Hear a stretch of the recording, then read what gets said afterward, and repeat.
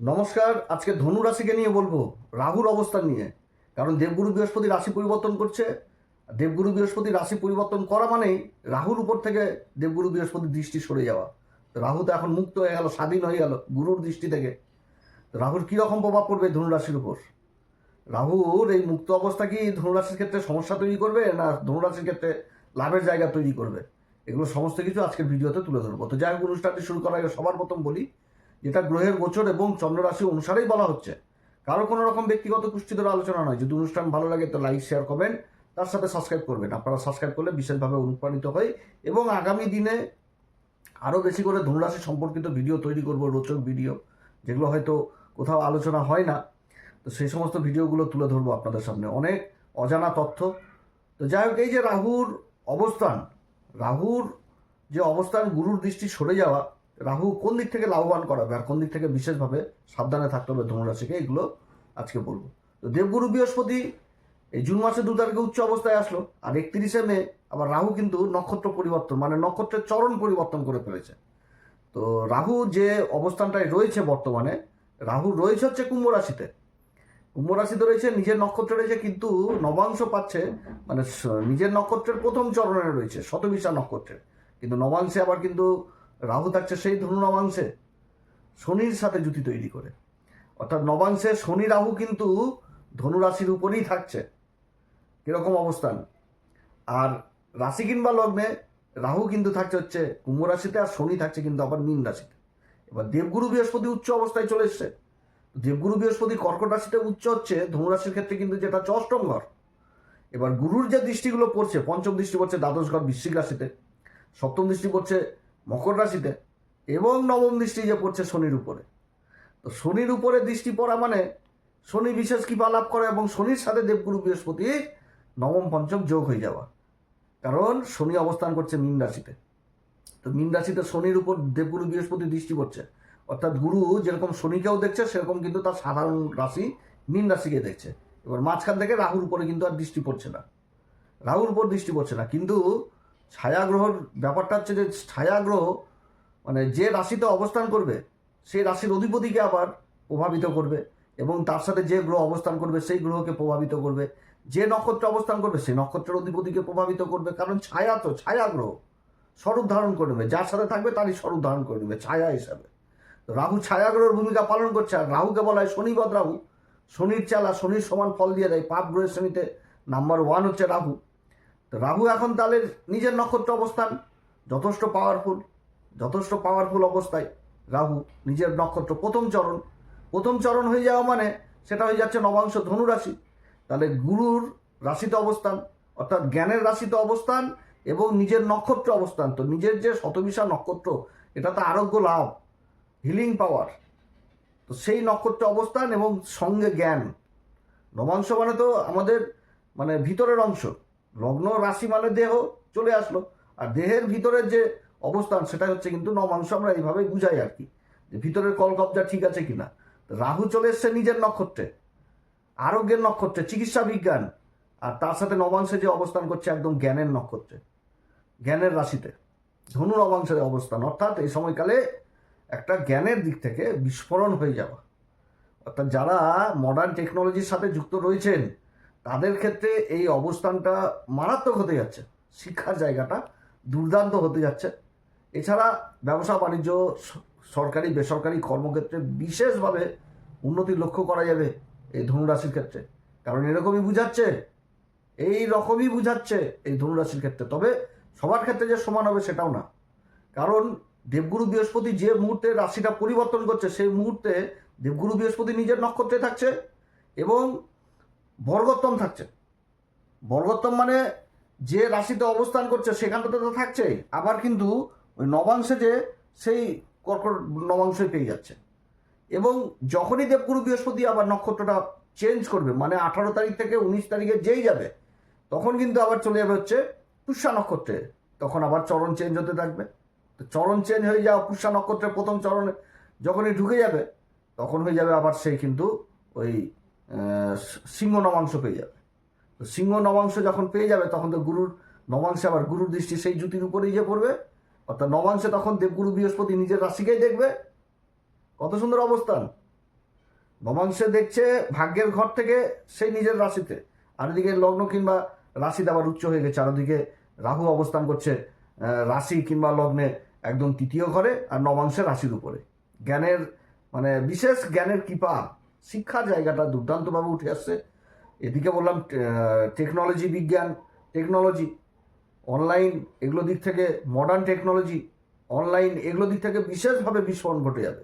যারা শিক্ষার ব্যাপারে মহাকাশ নিয়ে পড়াশোনা করছেন, তারপরে চিকিৎসা বিজ্ঞানের সাথে জড়িত রয়েছেন, ইঞ্জিনিয়ারিং দিকে জড়িত রয়েছেন, সেই দিক থেকে যে কোনো টেকনিক্যাল দিকে বিশেষভাবে উন্নতি, অনলাইনের কাজের সাথে যারা রয়েছেন সেই দিক থেকে বিশেষভাবে উন্নতি।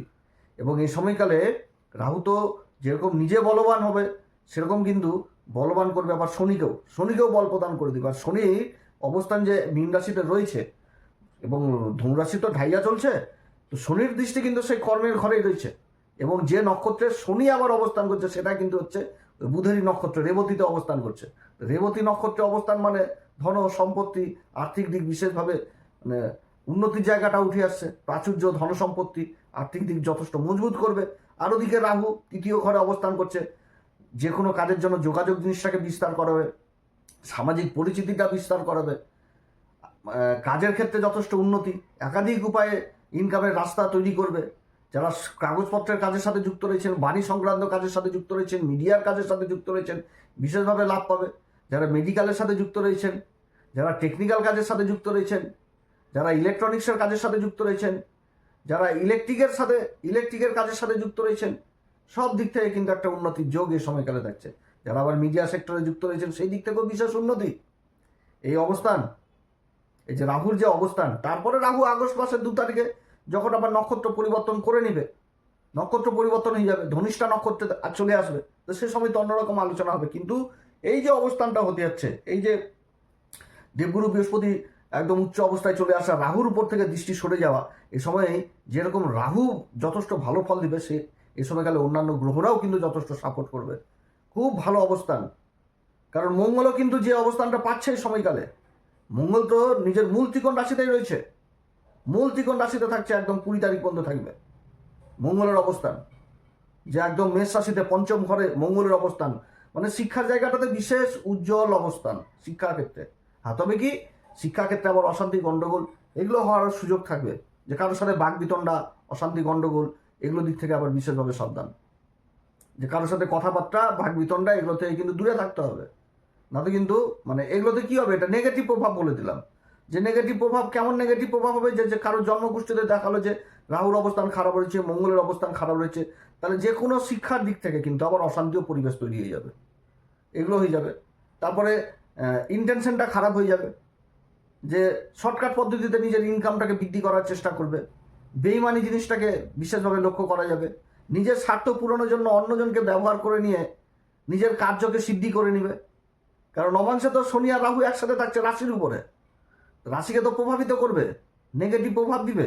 নেগেটিভ প্রভাবটা কিন্তু এরকমভাবেই দিবে যে নিজের কার্য হাসিল করার জন্য অন্যকে ব্যবহার করে নিলাম, ব্যবহার করে নিজের কাজ হাসিল করে নিলাম, গোপন পদ্ধতিতে কাজ শিখে নিলাম, বাকবিতণ্ডায় জড়িত হয়ে গেলাম, মাথা গরম চট করে ফেললাম, ধৈর্য হারিয়ে ফেললাম, এগুলো নেগেটিভ প্রভাব। আর পজিটিভ প্রভাব, যাদের জন্মকুষ্ঠিতে রাহু আর শনির অবস্থান যথেষ্ট ভালো রয়েছে, তাদের ক্ষেত্রে বিশেষ উন্নতি। ওই যে বললাম মডার্ন টেকনোলজি, শিক্ষার জায়গা, গবেষণা, যোগাযোগ ব্যবস্থা, তারপরে যে জায়গায় মানে ভ্রমণ করবে নিজের কাজের জন্য, সেখানটাতে কার্যসিদ্ধি হয়ে যাওয়া, এগুলো জিনিস উঠে আসছে। কারণ শনিও যে নক্ষত্রটা ভালো পাচ্ছে, রাহুও কিন্তু নিজের নক্ষত্রটা পাচ্ছে ভালো। এবং শনি যে নক্ষত্র পাচ্ছে সেটা কিন্তু তার পরম মিত্রের নক্ষত্র, রেবতী নক্ষত্র। সেই নক্ষত্র অবস্থান করে সুখের ঘর থেকে দৃষ্টি যাচ্ছে কর্মের ঘরে, অর্থাৎ কর্মের দিক থেকে বিশেষ উন্নতি এই সময়কালে। কারণ রাহু শনির বলটাকেই বৃদ্ধি করাবে। আর সাপোর্ট দেবগুরু বৃহস্পতি উচ্চ অবস্থান, সংঘর্ষের মধ্যে চরম সফলতা এনে দিবে। যে পরিবর্তন, যে যাত্রাটা হবে, সেখান থেকে আকস্মিক লাভ জিনিসটাকে করে নিয়ে চলে আসবে। বিদেশ সংক্রান্ত কাজগুলো যথেষ্ট ভালো হবে। যারা বিদেশি কাজের সাথে যুক্ত রয়েছেন, ইম্পোর্ট এক্সপোর্টের কাজের সাথে যুক্ত রয়েছেন, তাদের কাজগুলো যথেষ্ট ভালো হবে। যারা কোর্ট কেস মোকদ্দমায় ঝুলছেন, তাদের কাজগুলোও কিন্তু এই সময়কালে ভালো হবে। এবং সন্তান যে কর্ম করবে সেই কর্মেরও যথেষ্ট উন্নতি, কিংবা সন্তান যদি কোনো কর্ম খোঁজে এই সময় কর্মের সন্ধানও পাবে। অর্থাৎ আর্থিক দিকটা বিশেষভাবে মজবুত হয়ে যাচ্ছে। অর্থাৎ রাহু সেই রকম প্রভাবটা দিতে পারবে না, গুরুর যে দৃষ্টি সরে যাচ্ছে এটাতে রাহু সেরকম প্রভাবটা দিতে পারবে না, কারণ রাহু অবস্থানই করছে কুম্ভ রাশিতে, অর্থাৎ রাহু তার গুরুর রাশিতে অবস্থান করছে, অর্থাৎ শনির বলে যথেষ্ট বৃদ্ধি করে দেবে। আর শনির উপর গুরুর এবার দৃষ্টি পড়ে যাচ্ছে, শনির বিশেষ কৃপা লাভ করে ফেলছে এই সময়কালে, যার জন্য উন্নতির জোয়ার এই সময়কালেও থাকছে। শুধু যে নেগেটিভ দিকটা তুলে ধরলাম, যে যাদের জন্মকুষ্ঠিতে অবস্থান খারাপ রয়েছে তাদেরকে কিছুটা হলেও এই সময়কালে সাবধান, কারণ রাহু আর শনির কিন্তু জুতি নবাংশে রাশির উপরই থাকছে। এই সময়কালে কোন উপাচার করবে? রাহুকে ঠিক রাখতে গেলে অবশ্যই মা সরস্বতীর আরাধনা করা উচিত, সরস্বতী যন্ত্র বাড়িতে স্থাপন করা উচিত, এবং ভাগ্যের ঘরের অধিপতি হচ্ছে সূর্য, সূর্যকে ঠিক রাখতে হবে, ভাগ্যের সঙ্গ। অতএব যাদের সূর্যও খারাপ রয়েছে তাদেরও সূর্য যন্ত্র বাড়িতে স্থাপন করা উচিত, সূর্যদেবকে বিশেষভাবে অর্ঘ্য প্রদান করা উচিত। এবং তার সাথে বলবো, শনি রেবতীতে অবস্থান করছে, মহামৃত্যুঞ্জয় মন্ত্র, মহামৃত্যুঞ্জয় মন্ত্র অবশ্যই জপ করা উচিত। এবং প্রত্যেক ভিডিওতে বলে আসি, মানে হনুমান চল্লিশা, বজ্রংবাণ, শ্রীরাম সীতা প্রণাম মন্ত্র সকলে অবশ্যই পাঠ করা উচিত। এছাড়া গুরুজন ব্যক্তিকে অবশ্যই শ্রদ্ধা ভক্তি, এবং যারা গুরু দীক্ষা নেননি অবশ্যই গুরুর দীক্ষা এই সময়কালে নেওয়া উচিত। যাই হোক, অনুষ্ঠানটি যদি ভালো লাগে তাহলে লাইক, শেয়ার, কমেন্ট অবশ্যই করবেন, তার সাথে সাবস্ক্রাইব করবেন। আপনারা সবাই ভালো থাকেন, নমস্কার, ধন্যবাদ।